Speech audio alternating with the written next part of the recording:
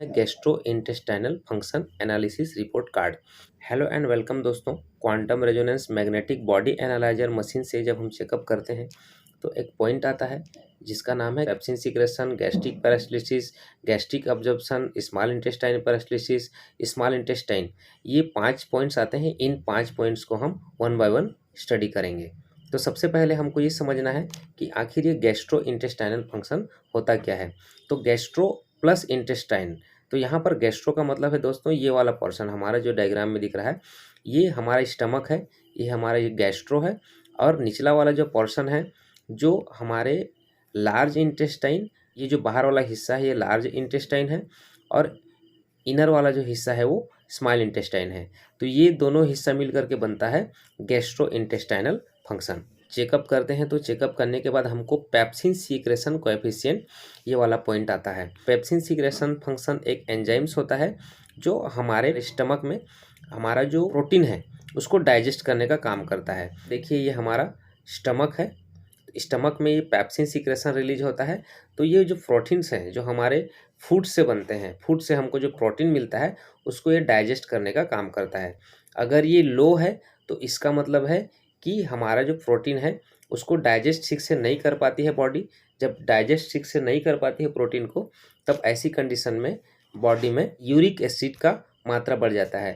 और जब uric acid का मात्रा बढ़ जाता है तो कुछ इस तरह से प्रॉब्लम्स, कुछ इस तरह से सिम्टम हमारे बॉडी में नज़र आने लगते हैं। जहाँ जहाँ पर जॉइंट है उस जॉइंट्स में पेन होना शुरू हो जाता है।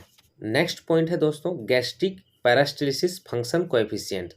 गैस्ट्रिक पैरास्टलिसिस फंक्शन कोएफिशिएंट का मतलब है हमारे पेट में हमारा जो फूड है उसके मूवमेंट का स्पीड कितना है, वो कितनी स्पीड से हमारे पेट में मूव कर रहा है, आगे बढ़ रहा है। अगर हमारे स्टमक में फूड का मूवमेंट स्लो है तो ऐसी कंडीशन में हमारे पेट में गैस बनना शुरू हो जाता है, बदहजमी शुरू हो जाता है। नेक्स्ट है दोस्तों gastric absorption function coefficient. Gastric absorption function coefficient का मतलब है हमने जो भी फूड खाया है, फूड डाइजेस्ट होने के बाद वहाँ से बहुत सारे फूड से बहुत सारे न्यूट्रिएंट्स हमारे बॉडी में जाते हैं। तो हमारा जो स्टमक है उस फूड से बनने वाले न्यूट्रिएंट्स को कितना अवशोषित कर रहा है फूड के न्यूट्रिएंट्स को। अगर ये स्लो है तो हम जितना भी अच्छा खाना खा लें, क्योंकि हमारा स्टमक एब्जॉर्ब नहीं कर रहा है हमारे न्यूट्रिएंट्स को, तो हमारे बॉडी में वो लगने वाला नहीं है। तो ऐसे में क्या होता है, आपका जो पेशेंट है वो हमेशा कमज़ोर रहेगा, चाहे उसको जितना भी अच्छा खाना खिला लीजिए। नेक्स्ट है दोस्तों स्मॉल इंटेस्टाइन पैरास्टलिसिस फंक्शन कोएफिशिएंट। ये आपका लार्ज इंटेस्टाइन है और अंदर वाला जो पोर्शन है वो स्मॉल इंटेस्टाइन। स्मॉल इंटेस्टाइन में हमारा जो फूड का जो मोमेंट है वो कितना स्पीड से यहाँ पर मोमेंट करती है फूड, इसको बताता है। अगर ये लो है तो ज़्यादा टाइम तक हमारा फूड स्मॉल इंटेस्टाइन में फंसा रहेगा। अगर वो फंसा रहेगा ऐसी कंडीशन में एसिडिटी की समस्या होगी, बदहजमी की समस्या होगी।